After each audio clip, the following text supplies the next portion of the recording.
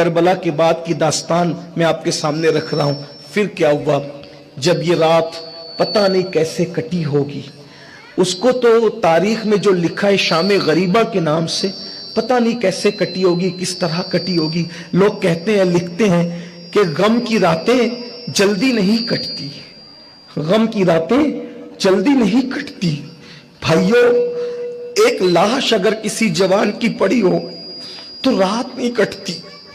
وہاں تو 72 لاشیں پڑی ہوئی، 72 لاشیں. کل کی رات تک سارے خیمے نوجوانوں سے جگمگا رہے تھے، گجگجا رہے تھے. اپنا خیمے ہیں، نہ خیموں میں جوان ہے، کچھ نہیں، کوئی نہیں. چھوٹے بچے اور عورتیں ہیں، اور ایک بیمار زین العابدین ہے، بے ہوش پڑے ہوئے، بے ہوشی کا عالم ہے. یہ حالت کیسے گزری ہوگی وہ رات جس سے شام غریبہ کہتے ہیں. اس کے بعد خدا خدا کر کے وہ رات گزری. صبح آئی 11 محرم کی صبح، تو بچوں کو اور بیویوں کو ہاتھوں کو رسیوں سے باندھ دیے. سید زادیوں کی سیدانیوں کے ہاتھوں کو رسیوں سے باندھ دیا. پیروں میں بیڑیاں ڈال دی.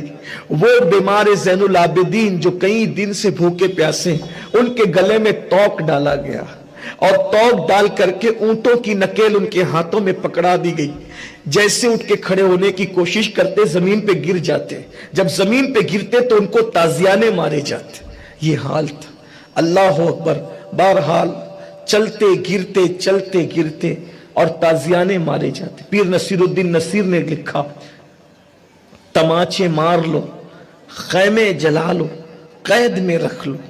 تماچے مار لو، خیمے جلا لو، قید میں رکھ لو. علی کے گل رخوں سے بوئے زہرائی نہیں جاتی. علی کے گل رخوں سے بوئے زہرائی نہیں جاتی. اور نصیر آخر عداوت کے بھی کچھ آداب ہوتے ہیں. نصیر آخر عداوت کے بھی کچھ آداب ہوتے ہیں. کسی بیمار کو زنجیر پہنائی نہیں جاتی. بیماروں کو کوئی زنجیر پہناتا ہے؟ کتنے ظالم تھے وہ لعنتی لوگ، خبیث مردود قسم کے لوگ. رسول اللہ کے بیٹے کو، حضور کے شہزادے کو توق ڈالا، ہاتھوں میں ہتکڑیاں ڈالی. حضور کی بیٹیوں کے ہاتھوں میں رسیاں ڈالی، اونٹوں کی ننگی پیٹھ پہ بٹھایا. سیدہ زینب پاک نے فرمایا، ہماری سنتے تو نہیں ہو، کم سے کم اتنا تو سن لو، جب کربلا سے نکلو ہمیں لے کے کہاں لے کر جا رہے ہو؟ کہا کوفہ لے کے جائیں گے، گھمائیں گے تمہیں، بازار گھمائیں گے، تمہارا تماشا دکھائیں گے لوگوں. استغفر اللہ، لا الہ الا اللہ، الیاذ باللہ. جن کے گھر میں اجازت کے بغیر جبریل نہیں آتے، انہیں کھلے سر بے پردہ بازاروں میں گھمانے کی بات کی گئی. سیدہ نے فرمایا، جب کربلا سے نکلو تو لاشوں کے قریب سے ہم زیارت تو کر لے کٹی پٹی لاشوں کی. اور جب لاشوں پر آئی ماتم نہیں کیا، لاشوں پر آئی چہرہ نہیں نوچا، لاشوں پر آئی کٹی پٹی لاشوں کے ٹکڑوں کو دیکھا تو مدینہ شریف کی طرف رک کر کے کہا، یا محمدہ واہ محمدہ، یا محمدہ واہ محمدہ، یا رسول اللہ، یا رسول اللہ، یا رسول اللہ. اللہ آپ پر درود و سلام نازل کرے. آقا یہ حسین ہے آپ کا. کٹی پٹی لاشیں پڑی ہوئی ہے. حضور جس کو آپ چومتے تھے، جس کے لیے سجدے طویل کرتے تھے، یا رسول اللہ جس کو کندھوں پہ بٹھاتے تھے، جس کو چومتے تھے، چوستے تھے، جس کو جنتی جوانوں کا سردار کہا تھا، جس کو جنتی پھولوں میں سے پھول کہا تھا، آج وہ کٹا پٹا کربلا کے میدان میں پڑا ہوا ہے. حضور کوئی اس کو نہ کفن دینے والا ہے، نہ کوئی دفن کرنے والا. ایسا روئی کہ اپنے بیگانے جتنے تھے سب رو پڑے. اور بالآخر 11 محرم کو وہ قافلہ روانہ ہو گیا. جب وہ قافلہ روانہ ہوا کوفہ کی طرف تو بہت سے واقعات ہیں. ایک واقعہ اس میں سے یہ بھی ہے کہ وہ لوگ جس بستی میں جاتے تھے اس بستی میں گھماتے تھے، اور ان کا پلان یہ تھا کہ کوفہ ہم دن کے وقت پہنچے. تو جب وہ کوفہ کے قریب پہنچے تو شام ہو چکی تھی. ان لوگوں نے پلان کیا کہ رات جنگل میں گزار دیں گے، رات جنگل میں گزار دیں گے، اور پھر اس کے بعد دن میں جائیں گے کوفہ تو تماشا دکھائیں گے سب کو کہ دیکھو یہ نبی کے گھر والوں کے ساتھ ہم نے یہ سلوک کیا. جب शाम के वक्त जंगल में उतरे, पहाड़ के दामन में हट के उन जालिम यजीदियों ने अपने लिए खैमे लगवाए और बीबियों को, शहजादियों को, सैदानियों को और नन्हे बच्चों को खुले आसमान के नीचे बिठा दिया। और जो सर थे नेजे पे थे, सरों को नेजे पे उठा रखा था, वो सारे नेजे जमीन में गाड़ दिए। बीबियां खुले आसमान के नीचे हैं और नेजे सामने गड़े हुए हैं। बीबियां नेजों पे सरों को देखती है, रोती है, सिर्फ रोती। क्या कैफियत होगी, मैं तो बयान करते हुए बर्दाश्त मुझे नहीं हो पा, आप सुनते हुए बर्दाश्त नहीं कर पा रहे, जिन्होंने ये मंजर देखा होगा बताएं क्या कैफियत होगी। अल्लाह अकबर, खैमे के बगैर खुले आसमान के नीचे नबी की शहजादियां हैं, बच्ची, और सकटे हुए सर है जिससे खून टपक रहा है, गर्दारू चेहरे हैं, इस्तिगफार कर रहे हैं, दुरूद पढ़ रहे हैं, जिक्र कर रहे हैं, रो रहे हैं। ऐसे में रात गुजरती जाती है। रात का आखिरी पहर आता है तो उस रात के आखिरी पहर अंधेरे में कोई करीब आकर कहता है, अस्सलामु अलैका या अहलल बैत, ए नबी के घर वालों तुम पे सलाम हो। सैयदा ने निगाह उठाई, हाथ में तो रस्सियां बंधी थी, पैर में बेड़ियां डाली हुई थी।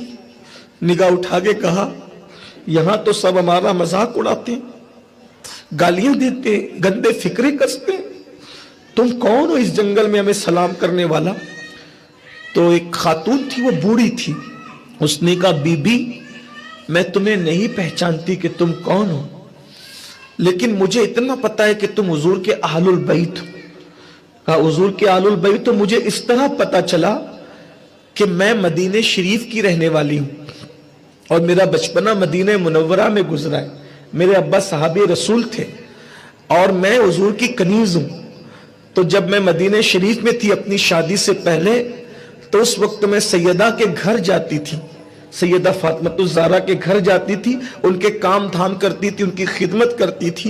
एक दिन मैं और सैयदा फातिमा तन्हाई में थे, तो उस वक्त सैयदा ने मुझसे कहा, बीबी फला फला साल आएगा, फला फला की हुकूमत होगी। उस वक्त तो कूफा के करीब में एक रात में काफिला आएगा, वो नबी के अहलुल बैत होंगे। नाम नहीं बताया था मुझे, सिर्फ इतना कहा था वो नबी के खानदान के लोगों के अहलुल बैत होंगे और वो कैदी बना के लाए जाएंगे। उस वक्त अगर तुम उनकी दुआ ले सकती हो तो दुआ लेना, क्योंकि उनकी दुआ मकबूल होगी, वो अल्लाह के मकबूल बंदे होंगे, उनकी दुआ ले लेना। उनकी खिदमत करोगी तो गोया मेरी खिदमत की, उनको खुश किया तो गोया मुझे खुश किया, उनको राजी किया तो गोया मुझे राजी किया। हो सके तो उनकी खिदमत करना, उन्हें खाना खिलाना, पानी पिलाना। बीबी रोज आती हूं, शाम के वक्त से आती हूं खाना लेकर, रात भर खड़ी रहती हूं, चली जाती हूं, काफिला नहीं आता, नहीं आता, नहीं आता। आज आप नजर आ गए तो मेरी बीबी ने मुझसे कहा था, सैयदा फातिमा ने, उनकी खिदमत करना, वो नबी के घर वाले, इसलिए मैं खिदमत के लिए आ गई। जब ये सुना, पूरा काफिला जो सैदानियों का था फूट फूट के रो पड़ा। सैयदा फातिमा ज़हरा का जिक्र है, फूट फूट के रो पड़ा। तो सैयदा ने फरमाया, सैयदा ज़ैनब पाक ने, ए खातून तेरी क्या मुराद है, तू दुआ लेने आई है, हम तेरे लिए दुआ करें, बता तेरी क्या मुराद है। का खा लो, का हम तो खाएंगे नहीं, बता तेरी मुराद क्या है वो बता। तो उस खातून ने कहा, बीबी जब मैं सैयदा पाक की खिदमत में जाती थी, बच्ची थी, जवानी की शुरुआत थी, तो उनकी गोद में एक बच्ची थी, हूं बहू उसकी शक्ल सैयदा फातिमा ज़हरा से मिलती जुलती थी, उसका नाम ज़ैनब था। वो मेरी गोद में खेलती थी, मुझसे बड़ी मानूस थी। और एक छोटा उनका शहजादा था, उसका नाम हुसैन था, वो भी मुझसे बड़ा मानूस था। मैंने दोनों को अपनी गोद में खिलाया है। अब 50 साल हो गए मदीना शरीफ छोड़े हुए, मदीना शरीफ छोड़े हुए 50 साल हो गए, शादी हो गई, इधर आ गई, मैंने सैयदा को नहीं देखा। सैयदा का विसाल हो गया, विसाल को भी 50 साल हो गए, मैंने उनको नहीं देखा। अब मैं सोचती हूं कि मरने से पहले सैयदा का जलवा देख लूं, तो वो तो दुनिया से चली गई, उनको कैसे देख सकती हूं। हूं बहू उनकी एक बेटी थी जिसका नाम ज़ैनब था। बीबी आप दुआ कर दे कि मरने से पहले एक मुलाकात मेरी ज़ैनब से हो जाए, मैं उनको देख लूंगी तो गोया मैंने सैयदा फातिमा को देख लिया, और एक मुलाकात मेरी हुसैन से हो जाए, अगर मैंने हुसैन को देख लिया गोया अपने नबी का जलवा मैंने देख लिया। बस इतनी सी बात है, दुआ कर दे। सैयदा ज़ैनब ने सुना, ज़ैनब पाक का नाम फूट फूट के रो पड़ी, और जब रोते रोते कुछ इफाका हुआ तो फरमाया, अल्लाह ने तेरी मुराद हमारी दुआ से पहले ही पूरी कर दी। ये देख, आज जिसके हाथों में रस्सियां बंधी हुई है, पैरों में बेड़ियां हैं, वो कोई और नहीं है, वही तो ज़ैनब बिनते अली है।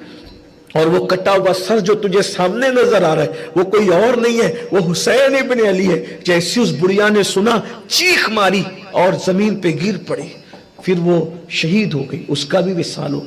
फिर सुबह हुई, सुबह को काफिला कूफा की तरफ गया, और जब कूफा की तरफ काफिला गया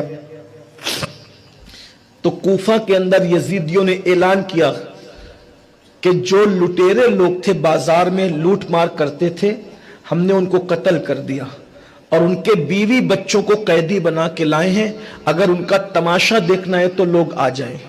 यानी ये नहीं बताया कि आले रसूल के सर आ रहे हैं, क्या कहा, जालिमों ने झूठ बका, खबीसों ने, मरदूदों ने झूठ बका कि हम तो जो लुटेरे थे उनको हम काट कर उनके सर लाए और उनके बीवी बच्चों को कैदी बना के लाए। तो कोफा वालों शौक से छतों पे औरतें चढ़ गई, और मर्द गली में पूरा बाजार भर गया कि कौन लुटेरे थे, कौन लुटेरे थे, कौन लूट रहे थे लोगों को।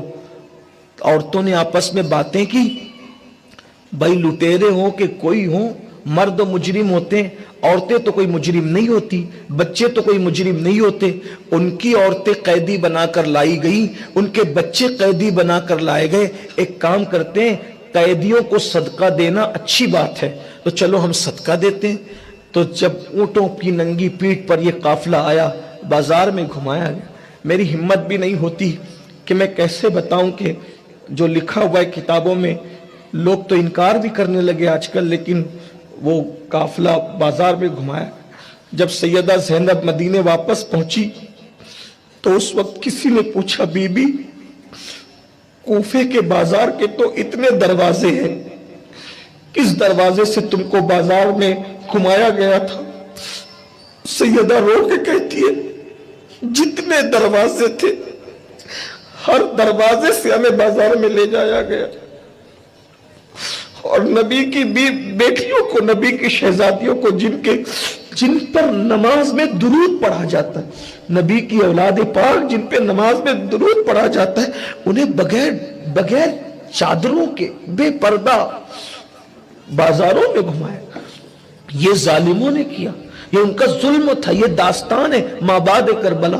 तो बहरहाल वो जो औरतें थी वो रोटी के टुकड़े और खजूरें वो फेंकती थी इनकी तरफ और कहती थी, सदका सदका, ये सदका है, खाओ सदका। तो सैयदा सकीना जो कई दिन की भूखी प्यासी थी, जब गोद में रोटी का टुकड़ा पड़ा तो फुप्पी से पूछती, फुप्पी अम्मी हम तो आले रसूल है, अहले बैत है, हम पे तो सदका हराम है, हम पे तो सदका हराम है, तो क्या इतने दिन भूखे रहने के बाद सदका हलाल हो जाता है, हम सदका खा सकते हैं? सैयदा ज़ैनब पाक ने फरमाया, बेटी रुखसत वालों के लिए तो रुखसत पर अमल है, लेकिन जो राय अजीमत के मुसाफिर है उनको तो फिर भूखे ही रहना चाहिए, सदका कबूल नहीं करना चाहिए। और गुस्से में आके जलाल की कैफियत में फरमाया, ए कूफा की बदबख्त औरतों, हम लोग सदका खाने वाले लोग नहीं है, हम रसूलुल्लाह की औलाद है और हुजूर की औलाद पे सदका हराम है। तब उन्होंने पहचाना ये सैयदा ज़ैनब है, ये सैयदा ज़ैनब शहजादी ज़ैनब पाक है। वो रो पड़ी, चीख पड़ी, लेकिन उन्होंने सदका नहीं खाया। अब मैं यहां सिर्फ इतनी अर्ज कर दूं, उन पे सदका हराम था, सिर्फ सदका सिर्फ आले रसूल पे हराम है, बाकी कोई भी सदका खा सकता है मुस्तहिक, लेकिन सदका पाक होता है, नापाक तो नहीं होता ना। आप मुझे बताएं, आले रसूल पे सदका हराम है, इतने दिन भूखे रहकर भी उन्होंने सदका नहीं खाया, और आप तो सूद खा रहे हो हैं? आले रसूल ने सदका नहीं खाया इतने दिन की भूख के बाद, और आप तो पेट भर खा खा कर भी सूद के धंधे कर रहे हो, सूद खा रहे हो। अरे सूद खाने वालों, सूअर खाना भी हराम है और सूद खाना भी हराम है, लेकिन सूअर खाने से ज्यादा बुरा सूद खाना है। क्यों? इसलिए कि सूअर खाना हराम है, लेकिन अल्लाह ने सूअर खाने वालों के लिए कुरान में जंग का ऐलान नहीं किया, मगर जो सूद खाते अल्लाह ने उनके लिए जंग का ऐलान किया। आज के मुसलमान बचत गट के नाम पर किस किस के नाम पे सूद ले रहे, तुम्हारी औरतें सूद ले रही, तुम सूद से पैसे ले रहे हो, क्या हो गया तुम्हें? जितना सूद लेना हराम है उतना ही सूद देना भी हराम। सोचिए, हमारे मुल्क हिंदुस्तान के अंदर बाज़ाब्ता तौर पे सूद को प्रमोट किया जा रहा है और मुसलमान ज्यादा इस गंदगी के अंदर घुस रहे हैं। सब कुछ माल ही है, सब कुछ दौलत ही है। फिर उसके बाद काफी घुमा फिरा करके ये काफिला कूफा के दारुल इमारत में पहुंचा। जब कूफा के दारुल इमारत में पहुंचा तो उबैदुल्ला इब्ने जियाद, जो बड़ा फसाद का बानी था, वो जालिम, वो अपने तख्त पे बैठा हुआ था और सारी सैदानियों को, सैयदजादियों को खड़ा किया। तो इमाम अली मकाम का जब कटा हुआ सर लाया गया तो उसने वो सर लेकर अपनी मांडी पे रख लिया। जब उसने सर लेके मांडी पे रखा तो उस सर से खून का एक कतरा टपका और वो खून का कतरा उसके पैर पे पड़ा और उसकी मांडी से को चीरता हुआ उसके तख्त पे पड़ा, तख्त को चीरता हुआ जमीन पे पड़ा और उसके बाद वो गायब हो गया। बुजुर्गों ने लिखा अपनी किताब में कि इमाम हुसैन के जो खून का कतरा उसकी मांडी पर लगा था उससे उसके अंदर सुराख हो गया, वो सड़ गया, मुश्क बांधता था फिर भी उससे बदबू आती थी। बाकी आगे जितना बयान हुआ वो बहुत थोड़ा है, जो रह गया वो बहुत ज्यादा है। बारिश तेज हो रही है, मैं अपनी गुफ्तगू को इसी पे मुकम्मल करता हूँ। वीडियो को लाइक करें, हमारे चैनल को सब्सक्राइब करें और पास वाले बेल आइकन को दबा दें ताकि हमारी आने वाली हर न्यू वीडियो की नोटिफिकेशन आपको मिलती रहे।